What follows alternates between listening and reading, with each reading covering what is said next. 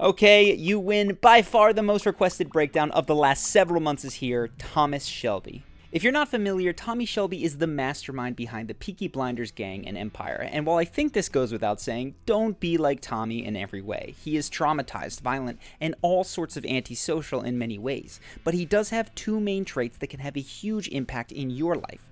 First, he remains calm in the face of incredible pressure, which second, allows him to outsmart just about everyone. So let's first dig into what you can learn from him when it comes to staying cool in pressure situations, and then how you can use your wits to come out ahead. Spoilers through Season 5 to follow. First off, perhaps the most noticeable thing about Tommy is that he rarely overreacts in situations of extreme pressure. Tommy's calm, non-reactive demeanor is extremely unsettling to his adversaries, but even more important, it's in this remaining calm that he's able to put into practice all of the other strategies that we're discussing in this video, so this piece is foundational. Now, Tommy wasn't born cool as a cucumber, none of us are. He developed this trait through repeated exposure to life-threatening situations, first in the war, and then over and over and over again in the course of his rise as a gangster.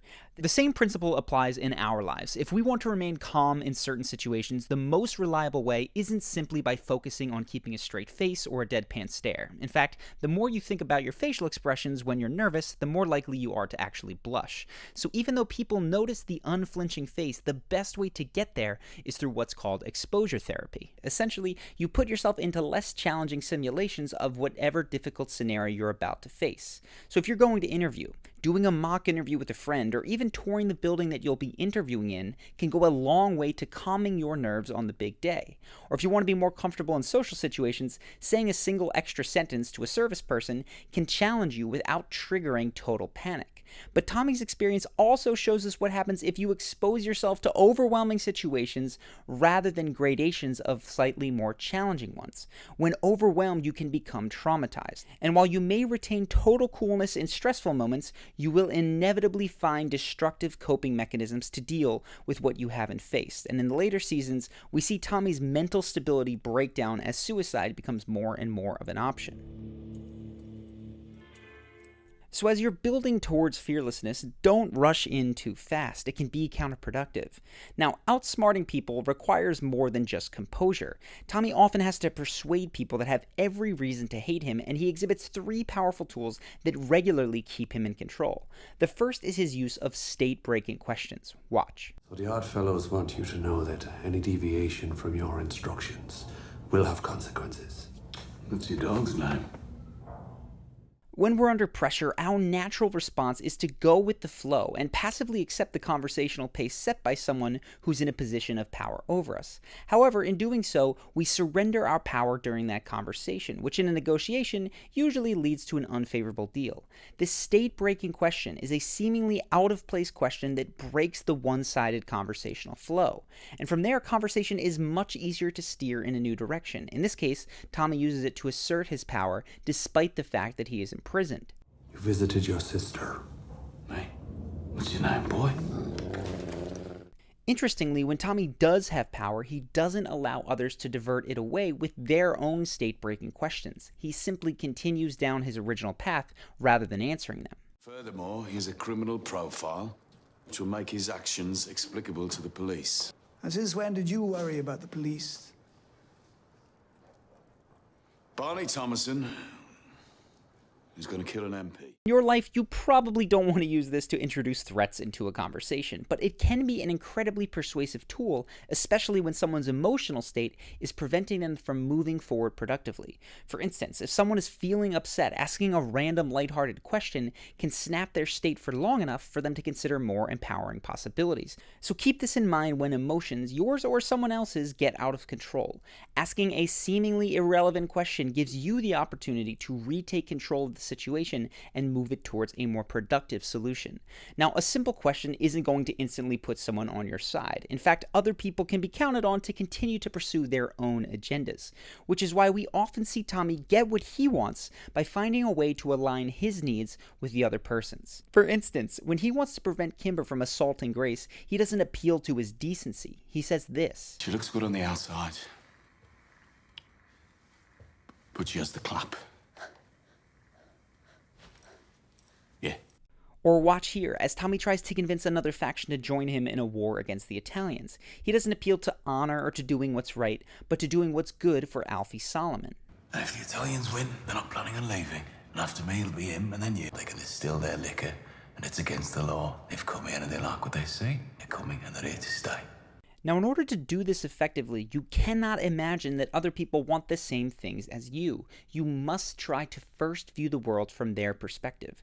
Now, I know this may sound obvious, but so few people follow this advice. Instead, they offer others what they would want, never getting anywhere. So before offering help, you need to make sure you understand the other person's world, which is why Tommy comes to these meetings already understanding the position and temperament of the person that he's going to be speaking to. Your distillery provides 1/10 of your income. Protection is another 10%, and the rest you make from the racetracks. I know you keep a gun in the drawer. I know you keep it beside the whiskey. I know you offer a deal or death. And if after all of your research on someone you're still unclear on what they want, you can always just ask them in the course of conversation. I want to know what you want. One concrete area that you can put this to use in your own life is in connecting with someone that you might like as a mentor, say a CEO, an influencer, whoever. The internet makes it easier than ever to get in touch with these people, but it also means that they get more of these requests than ever before. So rather than the typical, let's chat over coffee, research a particular problem they may have, and then offer to meet to discuss how specifically you can help. This is a much, much more effective way to start that relationship. But even beyond this particular scenario, the point is that one of the best ways to get what you want is to seriously consider how you can get other people what they want. It activates reciprocity and creates allies that can open up incredible opportunities. Now, this brings us to the next point. When Tommy really needs something done, he doesn't just solve someone's problem. He gives both the carrot and the stick, which is a much stronger motivation when you're trying to effect large changes. Watch. The nature of the deal is explained in my proposal. I've booked you a suite. If you need anything in this city, just mention my name. Also in the envelope is a cheque for £500 for your wife. She can use it to pull a black carriage with your body in it, should you break the terms of the white flag. Some people are motivated more by the prospect of gaining something, others by the fear of losing something. And all of us are motivated when there is a particular path that assuages both of those desires, which is why Tommy makes sure to hit on both whenever he needs someone to be all in on one of his plans. You can see it again here. This time he does it in reverse order.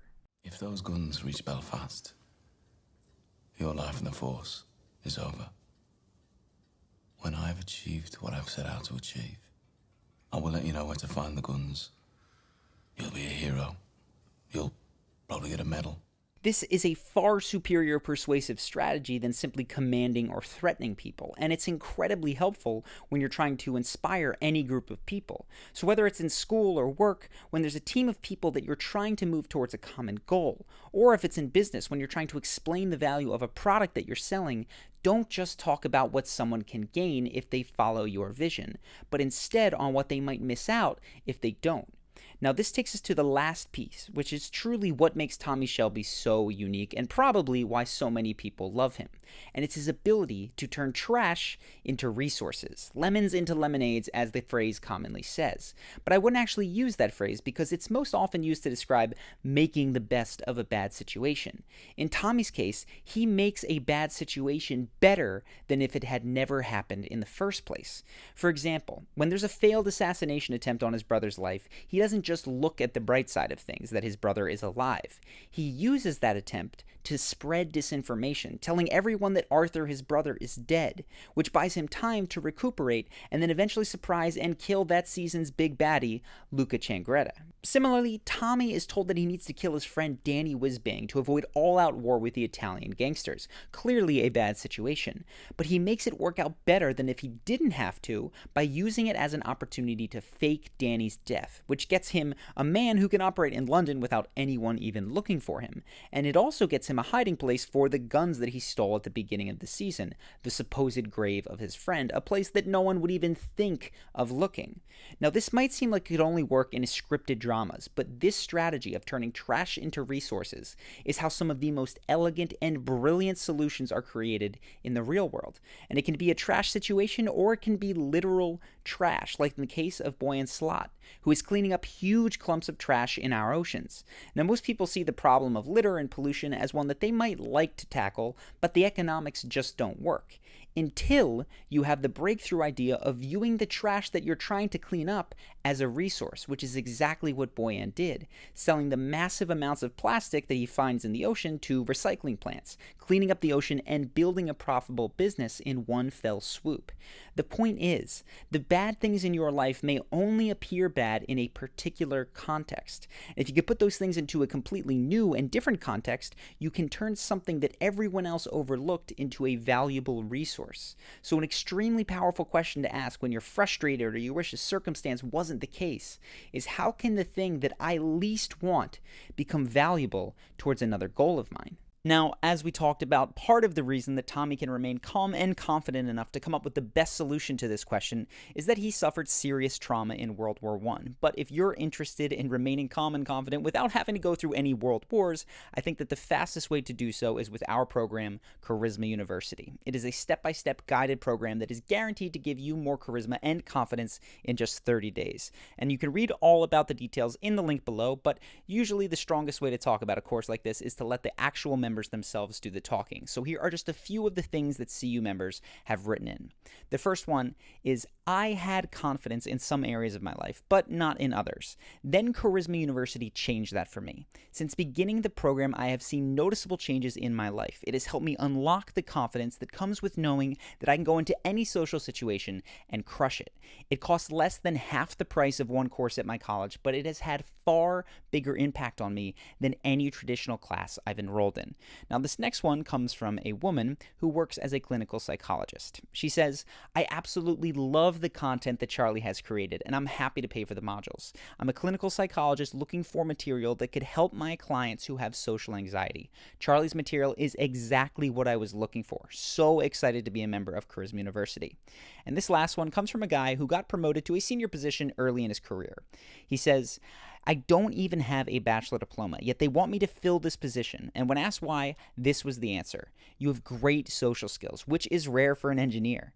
You can think quick on your feet, and you're open and self-assured in your demeanor. Thank you so much for all that you taught me. You have truly changed my life, because without CU, I wouldn't have qualified for that position in a million lifetimes. And you can see more success stories like those in the comments if you decide to join the course. If you do, the course comes with a 60-day money-back guarantee, which is 100% for any reason at all. And it's 60 days even though the course is only 30, because we want to make sure that every single member truly feels like they're getting a ton of value from the course. So if you want to check the course out, go ahead and click the link on screen now or below in the description. We've had thousands of members go through this course and get a ton out of it, and I'd love for you to do the same. Either way, I hope that you enjoyed this video, and I look forward to seeing you in the next one.